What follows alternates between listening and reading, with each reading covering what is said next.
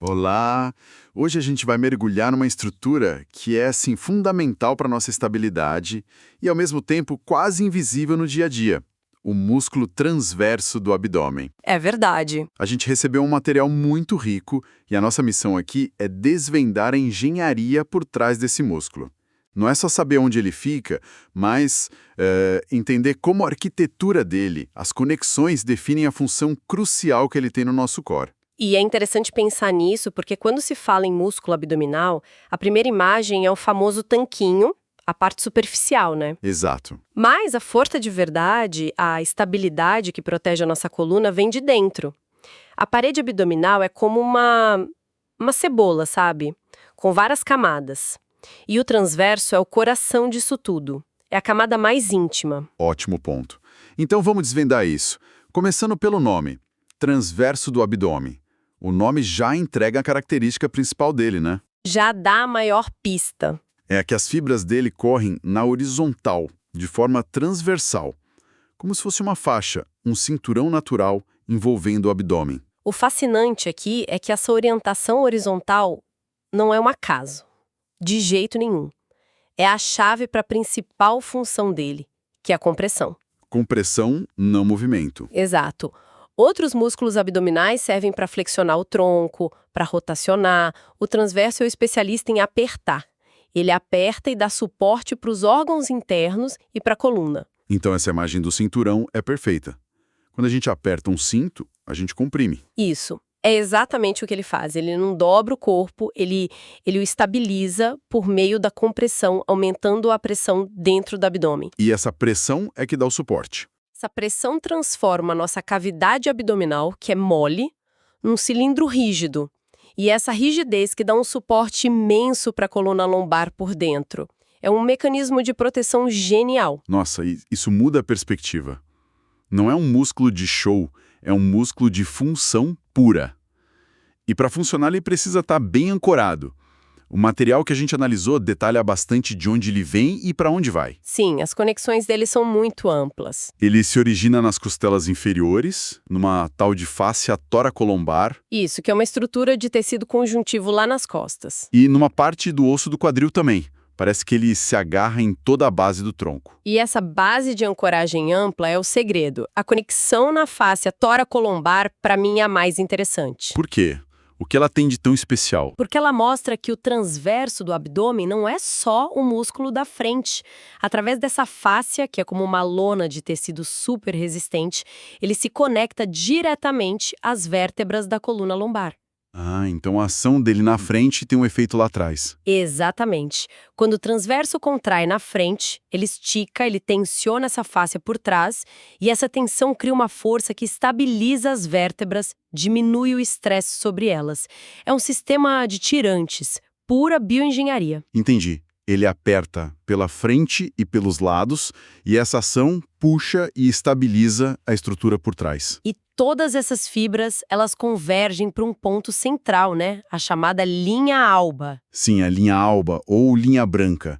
Ela funciona como uma âncora central, uma costura no meio do abdômen. E o material é bem claro, ele não se insere lá diretamente com as fibras do músculo. Não, ele se transforma numa aponeurose, que é tipo uma lâmina de tendão. E o legal é que os outros músculos do lado, os oblíquos, fazem a mesma coisa. E por que isso? Por que essa transformação? Porque a linha alba precisa ser um ponto de ancoragem muito, muito forte. As fibras musculares contraem, mudam de comprimento. O tecido da aponeurose transmite força sem se deformar tanto. Então, ao se unirem ali, os músculos dos dois lados podem puxar contra um ponto central firme. É a união que gera a força do core. A estrutura faz muito mais sentido agora. É um sistema de tensão integrado. Mas tem um detalhe no material que me pareceu quase escondido, sabe? A inervação. Ah, sim. O documento não só diz quais nervos o controlam, mas descreve o local exato por onde eles passam. Eles correm no espaço específico, entre o transverso do abdômen e o músculo que está logo acima dele, o oblíquo interno. E isso levanta uma questão importante. Por que essa precisão toda é relevante? Porque isso, na prática clínica, é fundamental. Conhecer esse plano neurovascular, esse sanduíche de músculos com os nervos no meio, é a diferença entre o sucesso e uma complicação num procedimento. Tipo numa cirurgia. Exatamente. Um cirurgião precisa saber exatamente onde fazer uma incisão para não lesionar um desses nervos. Uma lesão ali pode causar desde perda de sensibilidade até uma fraqueza crônica na parede do abdômen. Nossa. E não é só na cirurgia. Pensa na anestesia.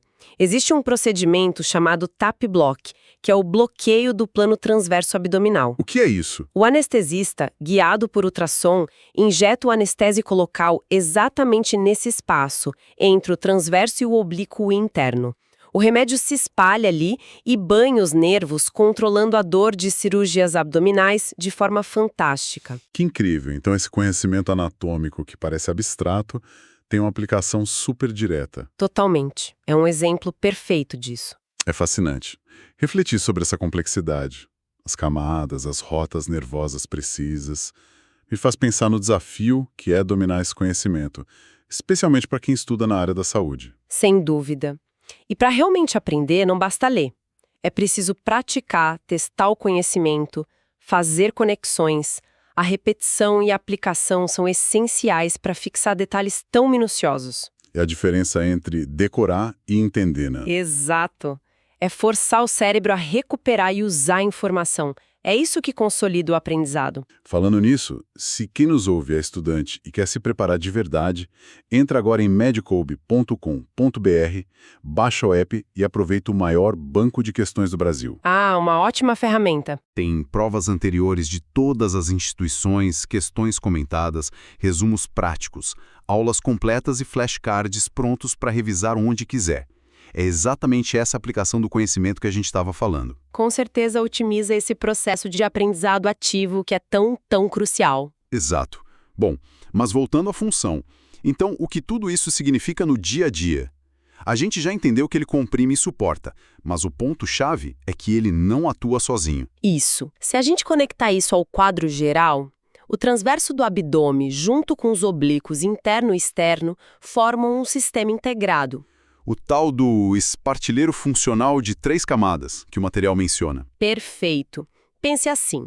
A camada mais profunda, o transverso, com fibras horizontais. Acima dele, o oblíquo interno, com fibras na diagonal, para cima e para dentro. E por cima? O oblíquo externo, com as fibras na diagonal oposta, para baixo e para dentro. Como quando a gente põe a mão no bolso da calça. É como uma madeira compensada, com as fibras em direções diferentes para dar mais força. Precisamente. Essa arquitetura de fibras cruzadas cria uma malha muscular extremamente forte. Eles se tensionam mutuamente, ancorados na linha alba, criando uma estabilidade dinâmica. A força não vem de um músculo isolado, mas da sinergia entre eles. Fantástico! Então, para a gente recapitular o que vimos hoje, a gente analisou o músculo mais profundo do abdômen, o transverso, vimos sua estrutura em forma de cinto, seus pontos de conexão. E a importância da fáscia toracolumbar para estabilizar as costas. Isso. E, talvez o mais surpreendente, como a rota precisa dos seus nervos tem uma implicação clínica direta e vital. A grande lição, eu acho, é a ideia de arquitetura em camadas e integração funcional. A beleza da anatomia está em como as partes individuais se unem para formar um todo que funciona. Um todo resiliente. Com certeza. E para deixar um pensamento final para nossa audiência refletir, já que este músculo funciona como um espartilho natural, o que acontece quando o ativamos conscientemente? Um ponto interessante. Algo muito falado em fisioterapia ou pilates, por exemplo. Como essa ativação pode impactar não só a força do core, mas também a nossa postura, nossa estabilidade e até a mecânica da nossa respiração. Fica a reflexão.